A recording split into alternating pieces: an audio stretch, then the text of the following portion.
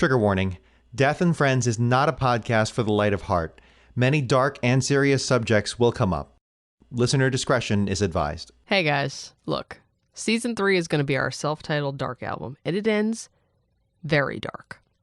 Pitch black. The last 2 episodes of the season are in fact quite heavy. So, in an effort to give a little bit of a palate cleanser... No bananas. Course. Indeed. We thought we'd give you something a little lighter, a little sillier. So here's a whole episode to start things off where absolutely no humans die. Okay, I love you. Did you say no one dies? No, I said no humans die. Oh! All right. Here we go. Death comes for us all. You might as well make it your friend. Your friend. With us on Death and Friends. Welcome back, Skeleton Army. I'm Angel, and this weird grinning skeleton pretending to be a human is Nash. Just a 12-foot skeleton at Home Depot. Just like to clarify that she made a very ugly face. Hello. Okay, today we are going to be covering our most insane topic of all time. Dinosaurs. For once, we'll not be going into super crazy territory, and for once, our brains did not turn into oatmeal soup. Just mush, just like Mom used to make. It's actually going to be super educational. Possibly horny. This explains why you're wearing a black shirt half open laying on your side. Life finds a way. I guess. Dinosaurs. Gotta love those big sexy birds that can't fly. In today's episode, we are discussing... dinosaurs. I already said that, didn't I? Yeah, you did. Okay. It's just a solid. It's just weird without death, like being there. I mean, there is death. It's just. So this starts in the 1980s. And I ran all night in bed. I'm sorry. You know that dinosaurs are ancient, right? Like not 1980. Oh, ancient, like you. Hurtful. I'm well aware, Nash Petal. We shall first visit father-son duo Luis and Walter Alvarez. They are geologists in Italy, eating spaghetti, watching soccer, and discovering a layer of clay in the K-PG boundary. That's the layer of Earth crust that marks the end of the Cretaceous period. And they figure out it is blasted just with iridium. Dumpster for iridium. Just filled to the brim. More iridium than your body has room for. It is just airtight with iridium. Never seen iridium this big.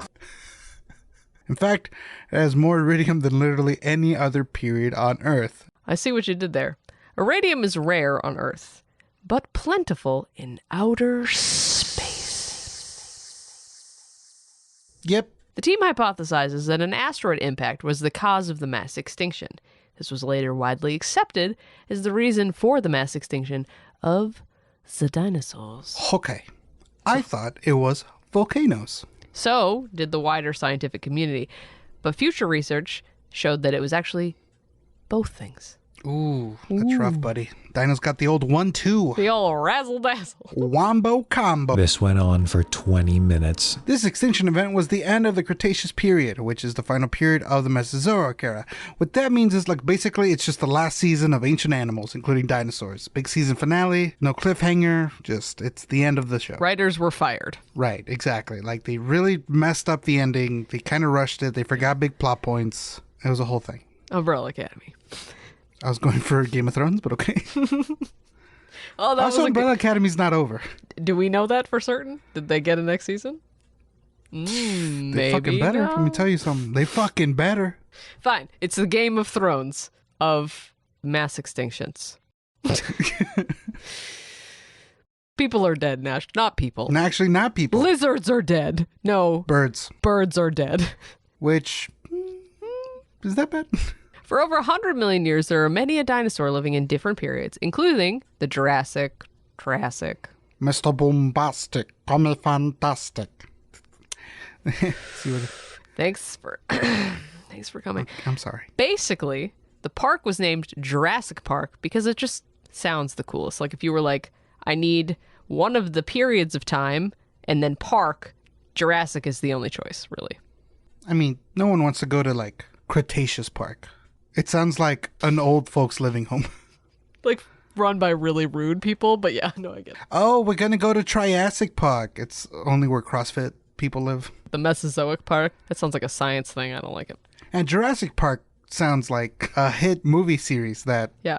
just gets worse and worse. Not starring Chris Pratt at all. Thank God that was never made, right? Luckily, right. We dodged a bullet on that one. What if they had made that movie? But the dinosaurs in the movie, a lot of them, they would have never seen each other. What? Like star-crossed lovers and whatnot.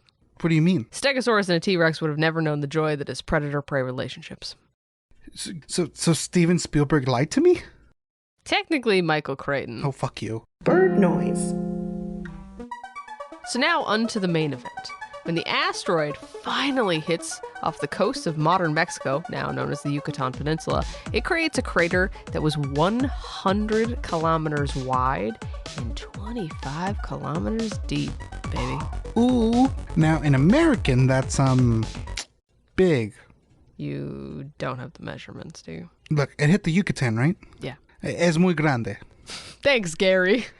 It hits so hard that the debris that comes off Earth shoots up into the atmosphere, creates a giant hole on the floor of the ocean, and effectively, this is a scientific term, begins to fuck shit up. Think a massive tidal wave, the crust of the bottom of the ocean bouncing back and reacting to the impact so hard that it temporarily creates the largest mountain/volcano in existence, and the entire world quite literally shakes. Ooh. The asteroid name? Hitachi.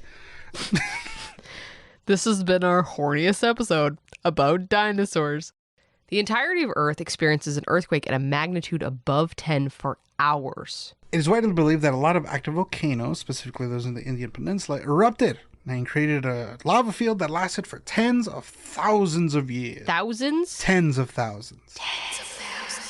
In Mexico, the shockwave from the impact blows away pretty much everything for the next 1,000 miles.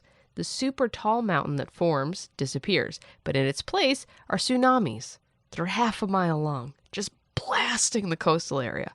While it takes longer to reach the other side of the Atlantic, that coast also deals with tsunamis. While the tsunamis are, in fact, bukkaking the rest of the Earth, at least the Dino government didn't mess up the response. Didn't they ran things pretty well overall. Solid tax plan, social safety net. Don't get me started on the great school systems. I mean, they're really good. This is not The historically athletic programs alone accurate. are This incredible. Is... These kids are so good at baseball. The entire country stops and watches the games. Literally, better than the MLB. Angel, focus. Focus. Sorry. Yeah. So remember how we said that the impact is so strong that it yeets large chunks of Earth into space? Space chunks, right. Well, what do you think happens since it seems that you're not actually paying attention to what we're doing? Anyway.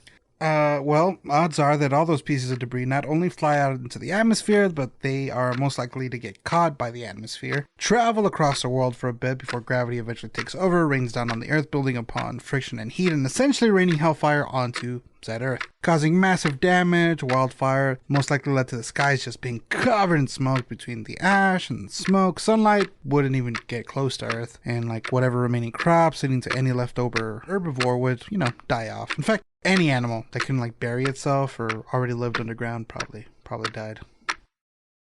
Correct. Surprisingly correct. Wow. Yeah. Wow. Yeah. Well, hey, that's not including the ash from the volcanic eruptions that happened, right? Oh, yeah.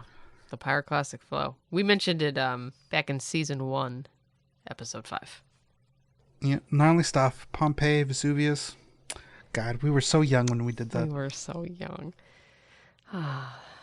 My knees didn't crack quite so much. In case you wanted a refresher, the heat from the volcanoes erupting, as well as the heat generated from the asteroid impact, is so powerful, it essentially flash fries you.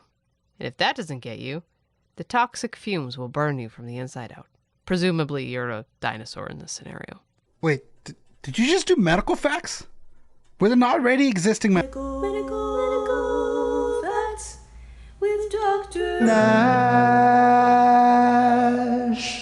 Well, you cut my momentum on explaining how the dinosaurs died, so yeah, I did. Well, at least you didn't give a better description of death via pyroclastic flow than I did, so. Have you heard about dino nuggets? Introducing Dino Hot Pockets. God damn it. Picante. Okay, well, shit. Angel pretty much nailed the first part, but of course, I will finish the job for him like I usually do. Okay, you know what? Fuck this. Dom, mute her microphone. Hey! After the impact of the asteroid, the environment fell into an immediate winter that happened with lack of sunlight. Any dinos that survived eventually died of cold, hunger, and athlete's foot. Athlete's foot, the silent killer. Is this thing back on? Hello? Can you hear me? Yeah, I guess. Whatever, nerd. Well, I guess on that note, that's the episode. No, it isn't, Nash. See, the reason I knew the vague beats of how dinosaurs died is because you have to know your enemy. What are you talking about? See, Nash, dinosaurs aren't real. Jesus Christ. Yes, according to scholars, Conspiracy theorists. dinosaurs never actually died. The surviving dinosaurs burrowed underground, eventually evolving into bipedal humanoid race that kept a close eye on the ongoing evolution of the human race, becoming a lizard overlord that wears human skin and is slowly leading the Earth into a new world order. Okay. Oh, look. Your hat's back on. It keeps them from reading my thoughts. Okay. Another fun thing, you hear about this? Dinosaur bones aren't even real. Well, kinda. Fun facts with Nash.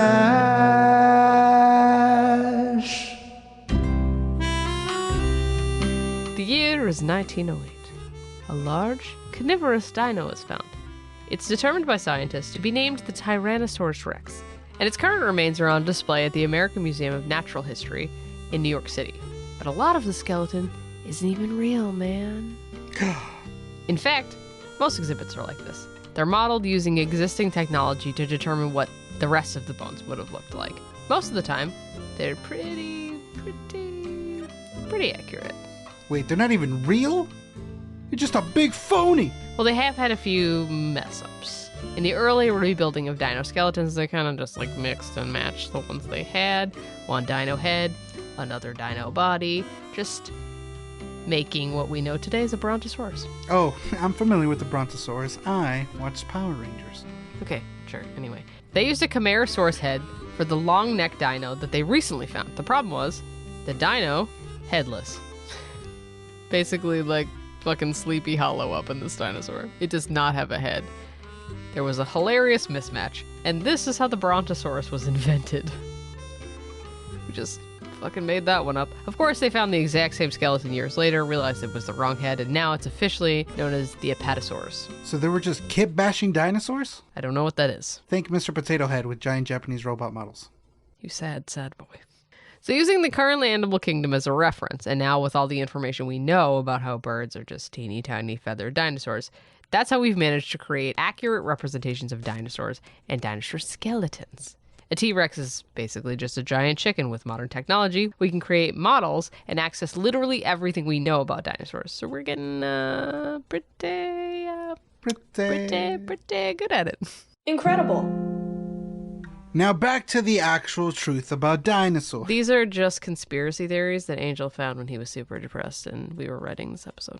Just Okay, no, I wasn't. You're currently wearing an ABBA t-shirt. ABBA's a great band. You only listen to disco when you're sad. Quiet, you. So, if you know all about their skeleton bodies and their bits and stuff... I don't, but we have access to that information that was made available by the larger paleontologist community. How did they walk around, Nash? Paleontologists? Dinosaurs. What? They're too goddamn big. All the physics online say that a large cryptozoological animals would immediately fall under the Earth's gravity. Godzilla wouldn't be able to move. So you're saying because your pretend nuclear lizard monster can't realistically move, dinosaurs shouldn't either? I mean, you said it. You're talking about the popular fringe theory presented by Brian J. Ford, which was widely disproven, by the way, due to 1, he's not a paleontologist, 2, all of his evidence is based on theories that were disproven, and 3, he also argued that a majority of the dinosaurs swam, and thus also died because the lakes dried up and they couldn't fuck anymore, and 4, also he has really bad hair. Big if true. It's not true. It's not true. Okay, fine. Let's say I believe you. What we know for sure is that before Sir Richard Owens gave dinosaurs their name in the 1800s, that many people believed that the bones of these creatures were in fact the bones of... Please do not say dragons. Please do. Fucking dragons. They were not dragons or ancient serpents. They were what up to the 20th century we thought were giant lizards, but now we know they're giant birds. Not dragons. Birds. No dragons. Then why are dragons all over mythology, Nash? Because every other culture in one way or another revered snakes. Snakes were the earliest scary thing that people feared, or in some cultures, worshipped, or sometimes both. Why not? It's a long weekend. Over time, serpent and serpent imagery slowly turned into dragons. In fact, in a lot of mythology, dragons are more like chimeras. Head of a lion, body of a snake, claws of an eagle, and as the myth grows, so does the description of the monster, and boom, dragons. In Western culture, it's a monster to conquer. In Eastern culture, it's an amalgamation of different animals that explain creation, the helper of the gods. The reason why dragons are everywhere? Because snakes are everywhere. Well, shit. Are you done with your conspiracy theories? They're not conspiracy theories, because the devil put the bones in the ground to fool God-fearing people. No, that's popular creationist theory. Okay, explain Barrowmans. Some Seventh-day Adventist misread the Bible and convinced himself that it was God's will that certain types of creatures were created. So he thought, essentially, that dinosaurs are God's creatures. Okay, I don't like this. How do you know exactly what I'm going to say? I've dealt with your weird shit for over a year now. I know everything. Well, I know you throw yourself into each episode you write and learn way too much about a topic. You're also easily susceptible to falling into weird rabbit holes like dinosaur conspiracies. And like I said before, I know it all. No, you don't. Stop doing that.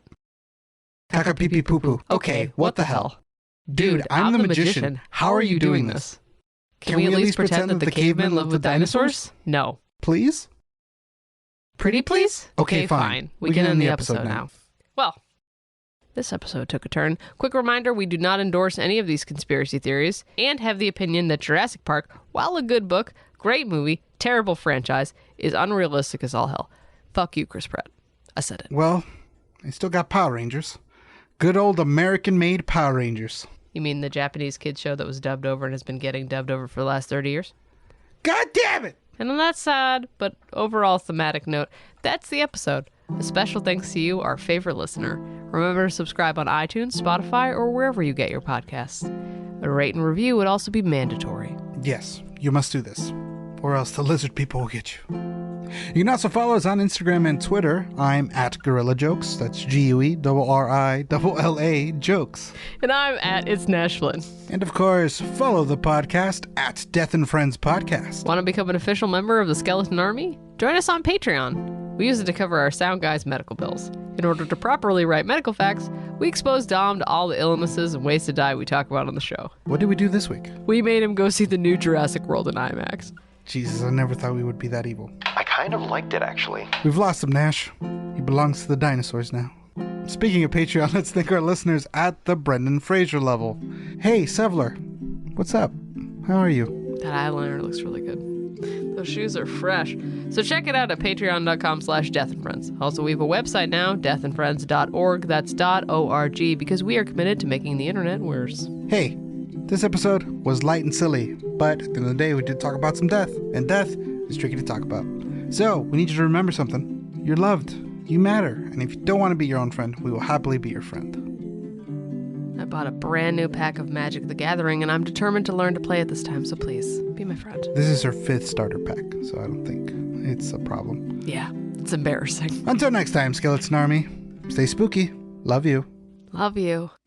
This has been a Knavery Inc. podcast. Go to knaveryinc.com for more details. Executive produced by Jacob Duffy Hallbleib. Audio design by Dominic Wanzon. Themes and transitions by Amy Doe. The fuck is a knave? Remember, this is a comedy podcast? Don't use it in your research papers.